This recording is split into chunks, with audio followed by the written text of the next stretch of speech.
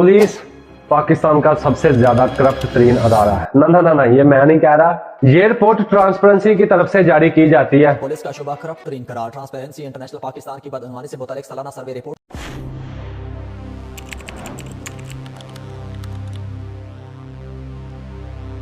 Transparency क्या चीज है, ये कैसे काम करती है और इसको किसने हक दिया कि किसी भी इदारे या किसी कंपनी के खिलाफ रिपोर्ट जारी कर सके। तो चलिए समझ लेते हैं ट्रांसपेरेंसी को। ट्रांसपेरेंसी को अगर उर्दू में देखा जाए तो इसका मतलब होता है साफ शफाफ। तो ट्रांसपेरेंसी रिपोर्ट का मतलब हुआ किसी भी कंपनी या अदारे के मतलब जो साफ और शफाफ रिपोर्ट होगी वो ट्रांसपेरेंसी रिपोर्ट कहलाएगी। ट्रांसपेरेंसी की रिपोर्ट हुकूमत या किसी भी कंपनी अदारे की तरफ से 6 महीने या 1 साल बाद जारी की जाती है, जिसमें उस कंपनी की कारकर्दगी और उस कंपनी के मतलब लोगों की राय, यकीन और एतमाद को बताया जाता है। ट्रांसपेरेंसी की रिपोर्ट कानून नाफिज करने वाले अदारों के काम करने के तरीकों को परखने के लिए और उनकी कारकर्दगी चेक करने के लिए भी जारी की जाती है। तो सादा लफ्जों में किसी भी अदारे या कंपनी के मतलब लोगों की अच्छी या बुरी राय के मतलब जो रिपोर्ट नेशनल लेवल पर कोई भी मुल्क, हुकूमत या कोई कंपनी जारी करती है उसको ट्रांसपेरेंसी रिपोर्ट कहा जाता है। अब हम बात करते हैं इंटरनेशनल ट्रांसपेरेंसी रिपोर्ट की, जिसमें यह बताया गया है कि पाकिस्तान की पुलिस का अदारा सबसे ज्यादा करप्ट तरीन अदारा है। इंटरनेशनल ट्रांसपेरेंसी एक ऐसा अदारा है जो 1995 से 180 ममालिक और दुनिया के दूसरे खितों में लोगों की करप्शन को परखता है और उस पर एक रिपोर्ट जारी करता है। यह अदारा बर्लिन जर्मनी में वाक़या किसी भी मुल्क में कौन कौन से अदारे कितनी करप्शन करते हैं उस हिसाब से उनको स्कोर देता है और उस हिसाब से उनको नंबरिंग देता है।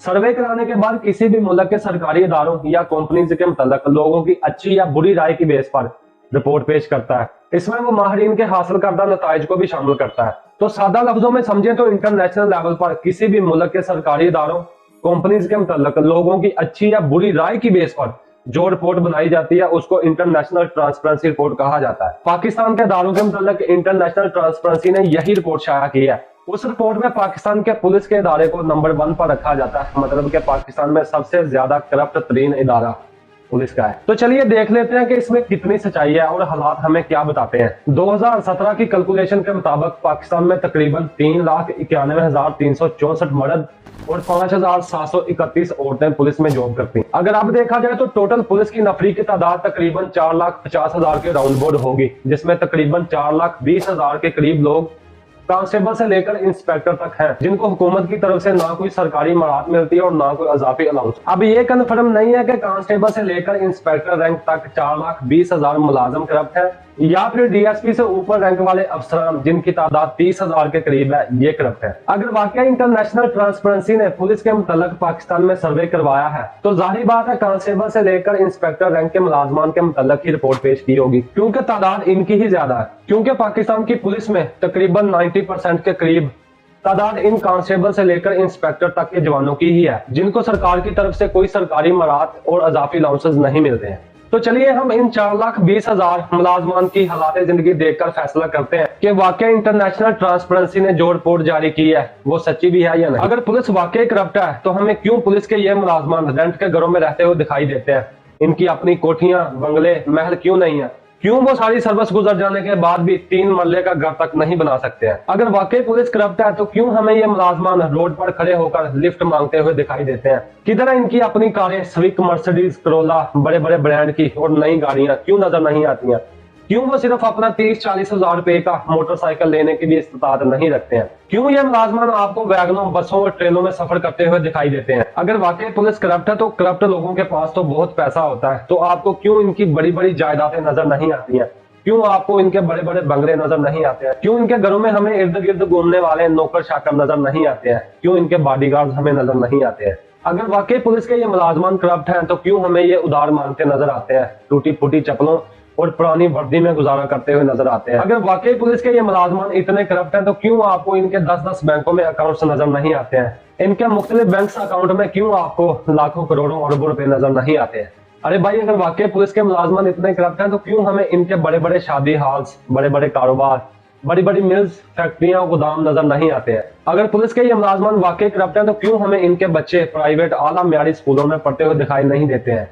क्यों इनके बच्चे हमें सरकारी स्कूलों में पढ़ते हुए दिखाई देते हैं? करप्शन के पैसों से कितने पुलिस वालों को आपने दूसरे मुल्कों में ट्रिप्स पर जाते देखा है? कितने पुलिस वालों को आपने यूरोप में घूमने जाते हुए देखा है, लग्जरीज होटल में स्टे करते हुए देखा है?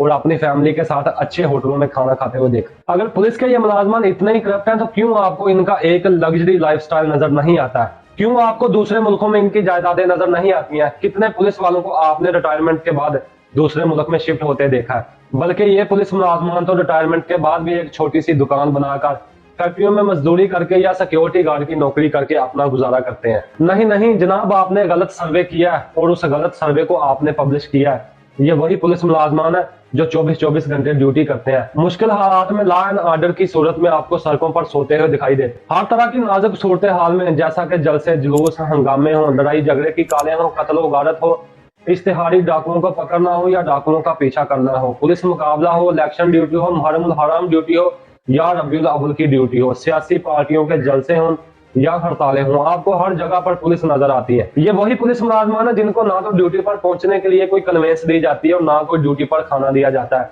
आने जाने का किराया, घर का रेंट, ना कोई मेडिकल की सहूलत और ना कोई बच्चों के लिए सहूलत, ना बिजली फ्री ना गैस फ्री। हर तरह का ये खर्च अपनी जेब से करते हैं। हजारों लाखों रुपए के मकरूज इन मुलाजमान को आपने करप्ट का खिताब दिया है। ये वही मुलाजमान है जिनको आज इस दौर में भी पूरे महीने के कपड़े धोने मतलब के वॉशिंग अलाउंस सिर्फ 150 रुपए दिया जाता है, जिनको घर के किराए के लिए रेंट अलाउंस 2384 रुपए दिया जाता है। और अगर मेडिकल अलाउंस की बात की जाए तो इन मुलाजमान को पूरे महीने का 1500 रुपया दिया जाता है। लेकिन फिर भी वो इस थोड़ी सी तनख्वाह में गुजारा करते हैं और दिन रात ड्यूटी करके अपने घर का निजाम चलाते हैं।